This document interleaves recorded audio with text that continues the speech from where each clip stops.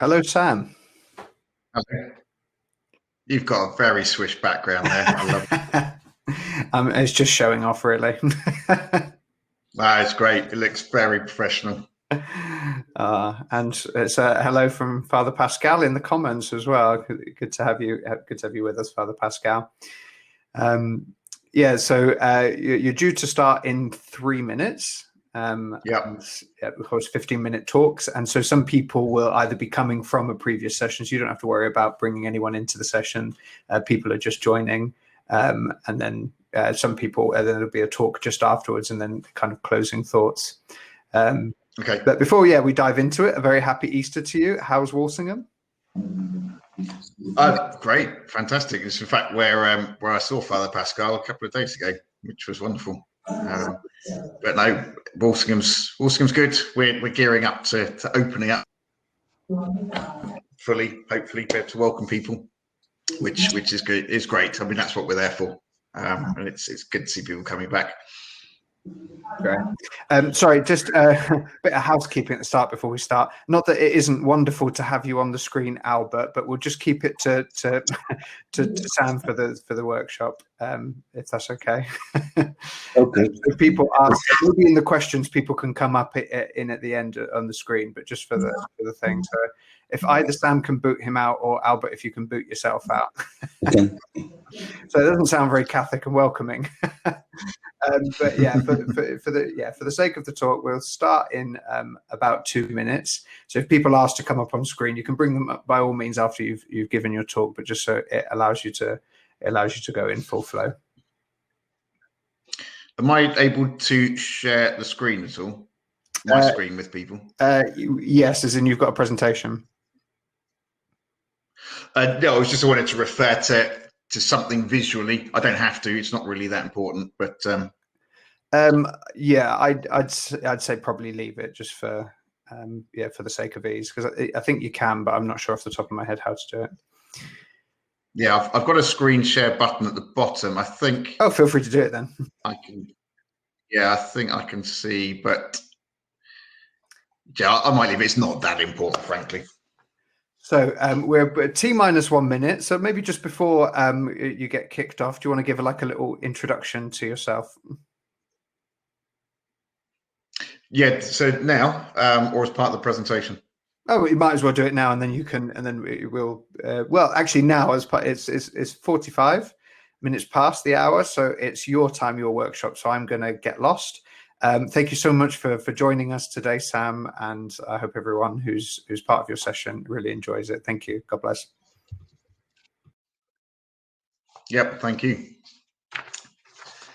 So, welcome, and I hope if you've been following the day that you've had a good day, that you've enjoyed the sessions that you've been at, and I'm very grateful that you've taken the time to join me on my session here. My name's Sam Baker, and I'm the founder and director of Catholic Man UK, which is a new organisation for Catholic men with a focus on discovering the scriptural and ecclesial purpose of manhood, and on sharing those discoveries with other Catholic men in the UK. Now, although this journey towards setting up this organisation began out of personal necessity, and I'll come to that in a minute, it became clear that it held a greater importance than I first realised. As Pope St. John Paul II says, society goes by way of the family, and one can confidently add that the family goes by way of the father. Therefore, building up strong men to become strong fathers, both spiritual and biological or natural fathers, was the key to resolving many of society's ills. So I'm going to begin briefly by outlining my story. I'm probably going to read a bit of this just because I wanted it in a particular order, and then spend a little bit more time after to a little bit more sort of free talk, as it were, talk about the attitudes that I had to develop to draw other men to understand and live out the defining characteristics of mature and authentic manhood. So if I'm looking down, I'm reading this bit, but I'll move away from the reading bit in a minute. So I grew up in a matriarchal community of several families that come together that this community sort of deliberately, though rather misguidedly, reduced the authority of the fathers of the families to secondary or submissive roles. Now, this was partly possible because the men involved were themselves particularly lost and vulnerable, and were looking for strong leadership and direction from the charismatic priest that first set up the community. These men, hadn't developed enough personal integrity, let's say, to defend themselves and their families from what was happening, and thus allowed cult-like traits to take control of their wives and children. Eventually, when this priest died, the women took over the overall leadership, and the community spiraled into confusion of emotional and spiritual abuse. Now, growing up in this environment left me bereft of any real masculine examples and influence. And I was a very anxious, weak, troubled child. I cried easily at setbacks. I felt uncomfortable in many situations. I was awkward, embarrassed by my failures. I floundered in so many situations with peers of my own gender, sports, socializing, the sort of banter that takes place among young men, craftsmanship, leadership, and so on. I was particularly nerdy, bookish. I was a comfort seeker. I sucked my thumb till I was a teenager. I turned to masturbation and pornography as soon as I discovered it. And yet there was deep down an urge to be a real man. I idolized Arnold Schwarzenegger, Sylvester Stallone, and I wanted to be out there doing the heroic things that I read in the boys' own books that I borrowed from the library. So I grew up into a very directionless and restless young man, real lack of resilience, an inability to stick to anything or make a success of anything. Now, quite how I managed to find a wife prepared to deal with me is anyone's guess. Thank God she married me, stuck with me, and she would be the first to say that I've changed much beyond recognition over the last 17 years that we've been married. But marriage and children were a huge catalyst to pulling myself up by my bootstraps, which of course I had to do on my own. Manhood, yeah, you know, as I said, I hadn't had the examples of manhood. And manhood and masculinity are always called into question when there are responsibilities to take up. When the boiler or the car breaks down, when the children have to be taken to hospital, when the money's tight, when the career gets tough. Being a natural reader, though, from a kid, I turned to books on manhood, and they've been a lifesaver over the years, following what I've called the white rabbit of curiosity that took me from Carl Jung and masculine archetypes to the popes and the church fathers. Now, one thing that began to irritate me was the question of where the hell are the other men, especially in the church? Everything that I read on manhood suggested that manhood is an imitation game and that real men build other real men. Now, looking around in my church, there were so few other men of my age and my circumstances bringing up a young family. Nonetheless, with the few men that there were, I decided to start a parish men's group simply by inviting them to the pub. 2 of us became 4 of us, 4 became 8, and over the years, about 20 men were on the list. And yeah, we'd meet once a month in the pub, and then eventually we got to know each other well enough to bring our families together and go out for meals with our wives and take our kids on family picnics and so on. However, socializing, certainly for me, was not enough. I felt that we needed clear and decisive input into what it meant to be Catholic men. So bit by bit, began to invite speakers, encourage discussion. This led to eventually organizing a mini conference for men, which attracted guys from other parishes, and that was then successful enough to become an annual event. This in turn prompted an annual pilgrimage for men, and out of that then came the need for organisation, communication, collaboration, and so Catholic Man UK was formed. Then with its own website, its Facebook page, membership forum, and we're now at about 1,600 men across the UK and Ireland, but still only just beginning to tackle the real topics of who we are called to be as fathers. And we're talking about spiritual as well as biological fathers. We have a good number of priests as part of our forum, which is fantastic, because this collaboration between the spiritual father and the biological and the natural father means that we can learn something from either group.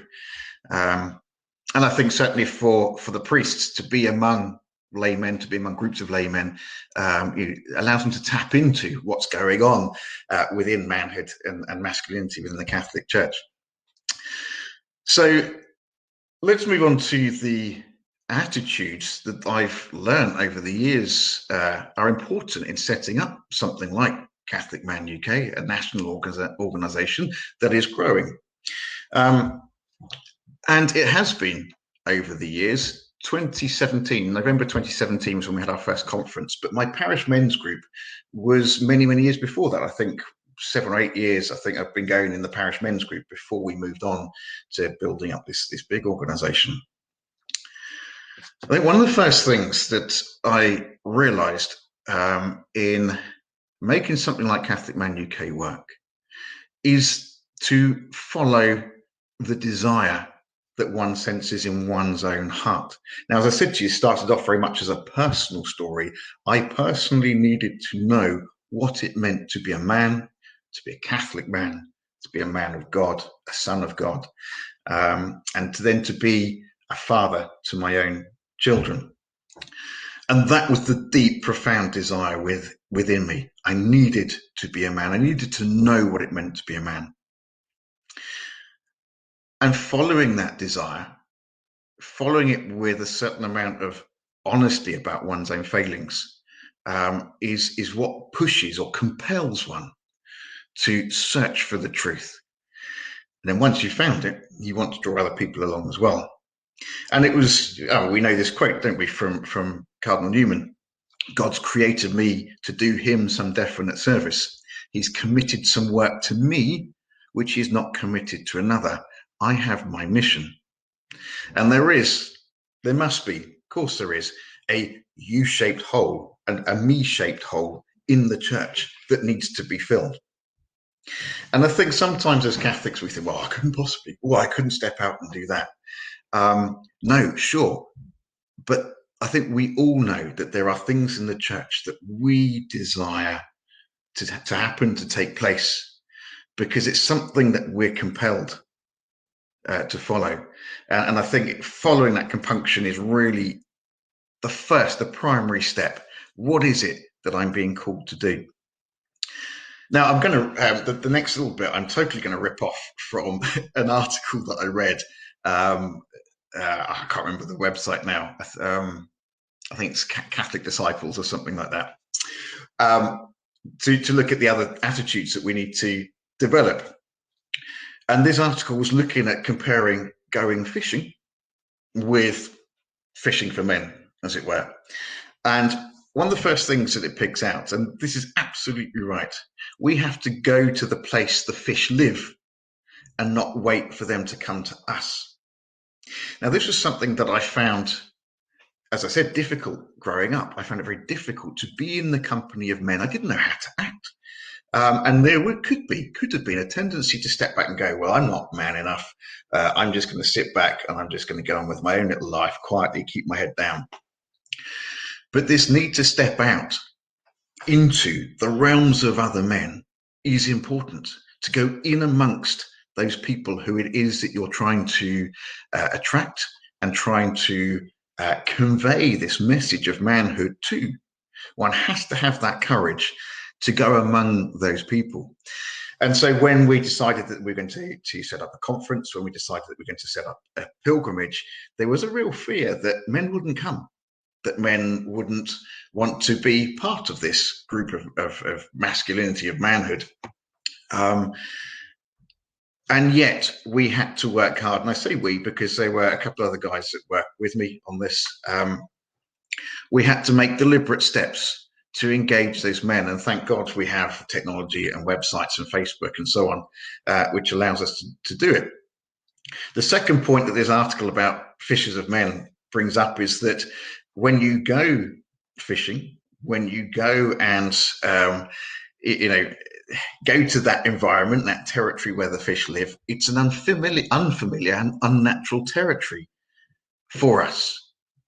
yeah, if you're going fishing, you have to have some understanding both of the dangers of the water and how water works naturally and how the fish in that element also work. And as I grew up into masculinity, this question of what's a masculine environment, who are we as men, how do we act as men, became very important, because a man is only going to sort of respond in a masculine way. And so if we want to go and attract men, how do we do that in a masculine way? Let's learn the territory. And I think in this day and age, particularly when many of us have been let down by our fathers in particular, by men around us, by the lack of male leadership, there is that question of what is the masculine territory in these days. And some quite simple answers came out. Men like food and drink. Of course we do. We like to have a pint and we like to have some food. We like to be outside. We like to be in the outdoors. We like to be walking. We like to be camping. And maybe some of us don't. But that environment of being together as men and doing something together as men was an important lesson for us to learn. I remember reading that psychologists who would work with men, particularly young men, if they came into his office for therapy, he said it was very difficult. You can't just sit a man down on a couch and get him to talk. He said he'd either take them out of the office and walk with them, or he'd simply give them a ball to bounce against the wall. And as they were bouncing that ball, then they would talk. And so a lot of this sort of mission to men has been for me a real understanding for myself of what it means to be a man and how men inherently work before I can go out and attract men. Albert, I've just seen a question come up, and we are sort of almost the way through this. This theme is recovering authentic masculinity, and encouraging and leading other men to understand authentic masculinity. So apologies if that wasn't clear right from the start. Let's just recap the attitudes. Follow the desire, that inherent desire that is within you to do something within the church. Follow that desire because it's been placed there. And often it's very much this personal desire that drives change in other aspects of the church. Secondly, we have to go to the place where the fish live. We have to go out to where the need is, not wait for that need to come to you, as it were. When you go out, you're going to find that the territory you go out to is perhaps unfamiliar and unnatural. You have to learn about that territory. And I learned, as I said, a lot through reading books. The next attitude, and remember, I'm ripping off this article that I read about making fishers of men. Something like fishing, or something like our mission, my mission to men, takes patience and perseverance. I'm 46. I started Catholic Men UK back in 2017, but before that were many, many years of me really trying to understand what it meant to be a man. And as we have set up this forum for Catholic men, we're at 1,600 members. As I said, we are only just beginning to start to discuss what it means to be fathers, what fatherhood itself is and means, what it means to be virtuous men, men of virtue. And this is taking time. You know, we're not going to be suddenly reviving the church through bringing men and their families back into the church until the groundwork has been laid. And this takes patience. This takes a very slow sort of adjustment of what we're doing. And this has been evident on our Facebook forum, where we bring in, or where there's lots of discussion about manhood and the virtues, and where we as the team now behind Catholic Man UK have to step back and go, okay, so what is it that men need? One of the big things is fraternity. So how are we going to encourage fraternity? Right, so let's set up in these COVID times an online pub. Let's see how that works, because we can't meet physically together.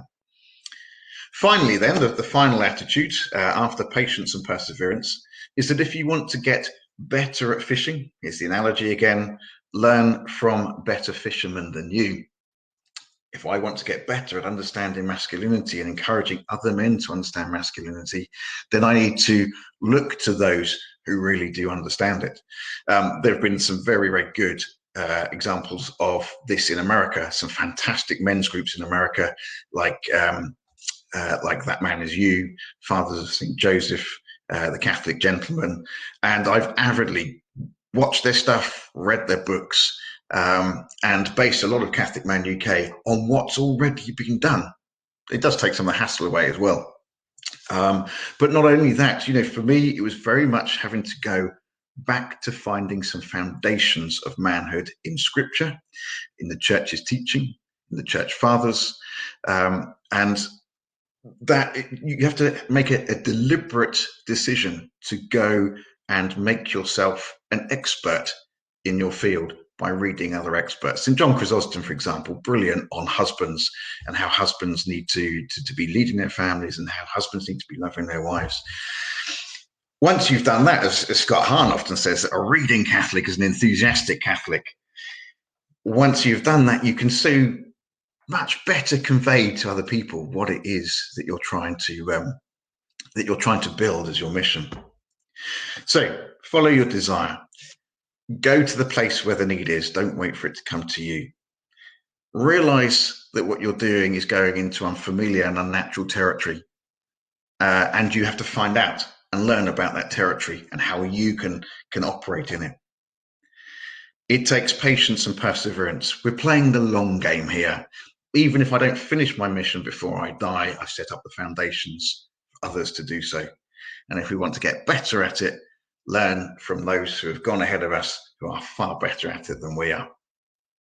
So I hope that helps. And if you have some questions for me, I'm more than willing to take it. I hope that if you want to join the moderation panel, I think I can let you in if you want to do that.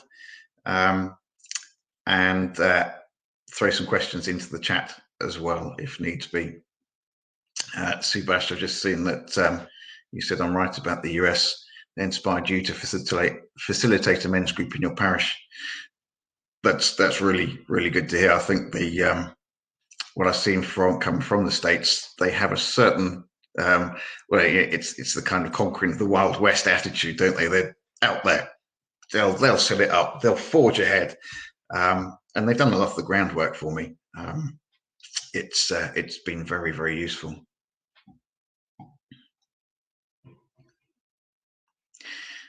Brendan, question: what's the winning formula for a good men's group?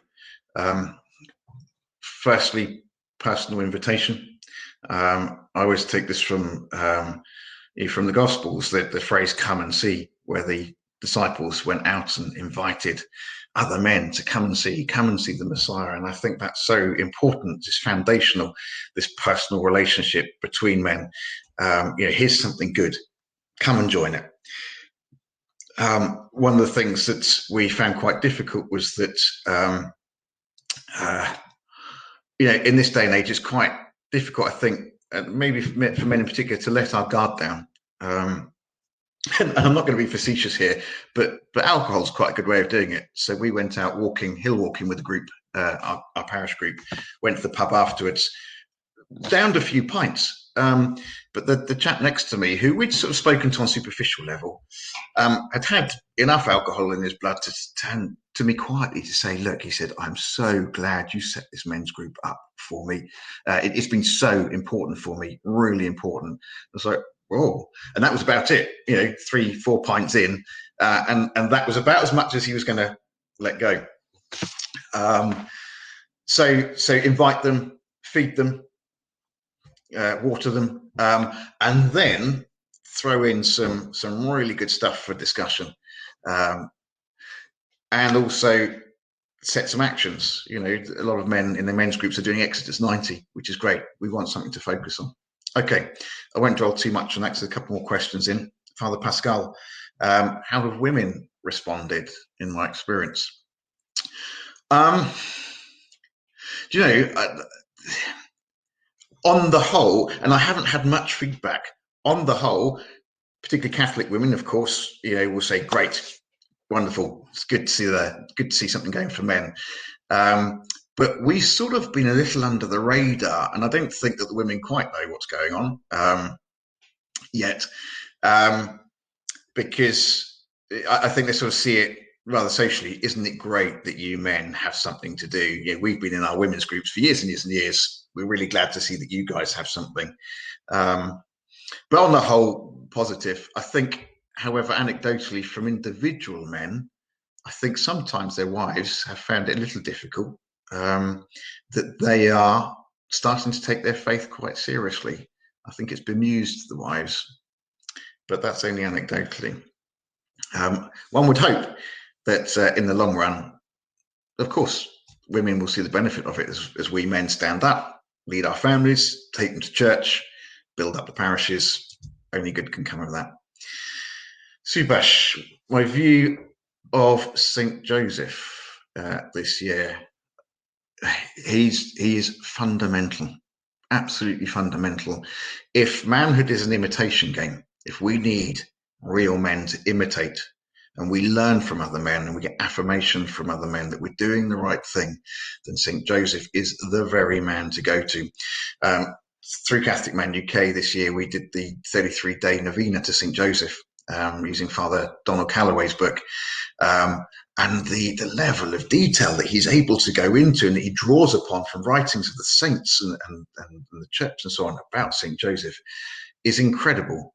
And it's really given me a devotion to St. Joseph that I've never had, and a reliance upon him on prayer, in prayer, that I've never had. St. Joseph has been instrumental for me in getting a new job, in getting a new car. I could go into detail, I'll leave it there. But he is fundamental. He is the just man, and we must really choose to turn to him in great love, turn to him in great hope, and he will really honour that. And I think he will teach us men an awful lot about masculinity. Albert, the main reason why men in general seem to neglect the faith. Gosh, yeah, that's a tough one. I think largely because it's not seen as challenging enough. I think we haven't been given this notion that it is a faith. Faith is a challenge in many respects. It is hard, isn't it, to get down on one's knees and pray. It is hard to, I say this is hard in a good way. It is hard. It is a challenge to lead one's family to church.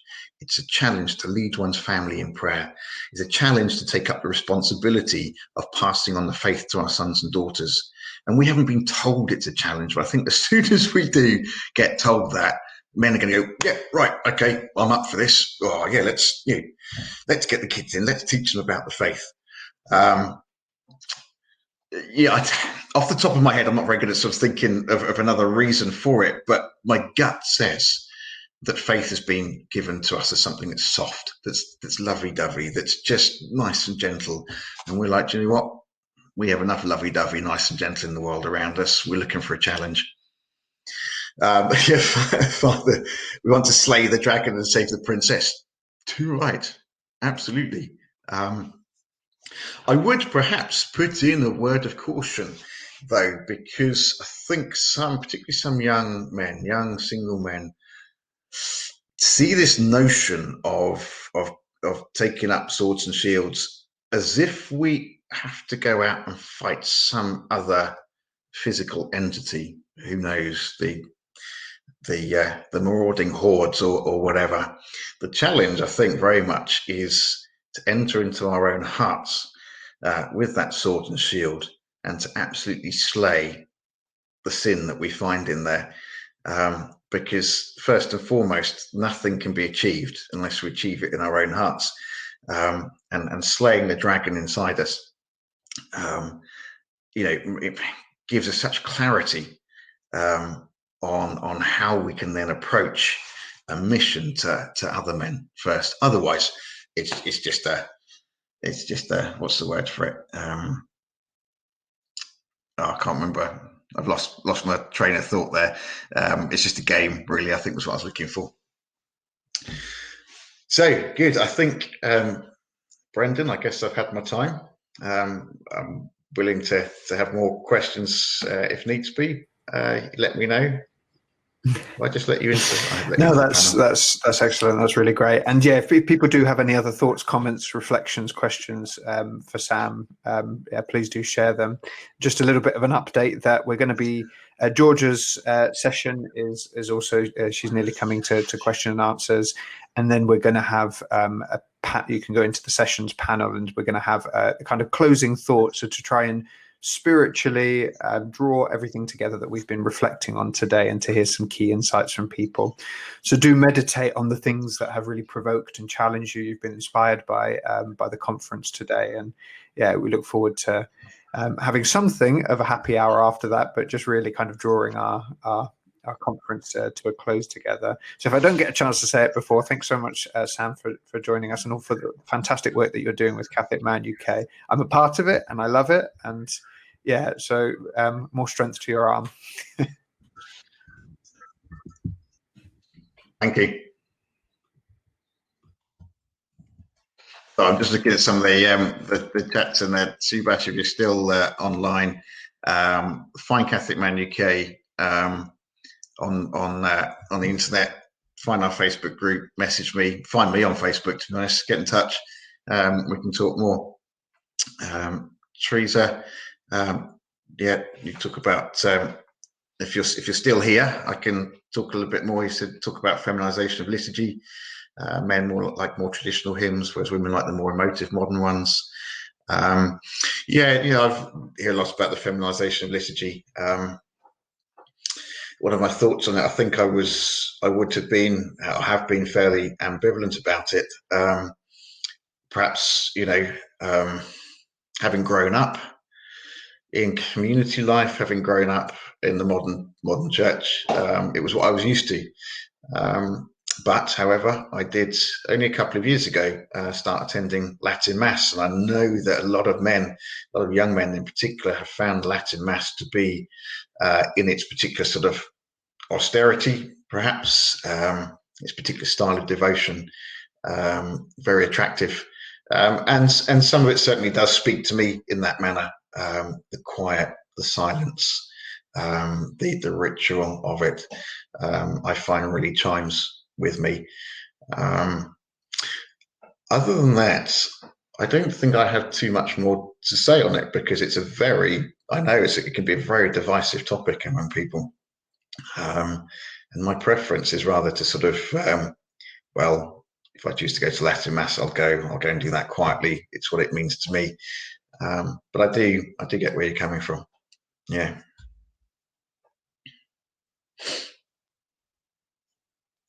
Okay. I think if there are no more questions, enjoy the rest of the conference, and who knows, maybe we'll see you in the flesh one day in the future. Thank you for watching.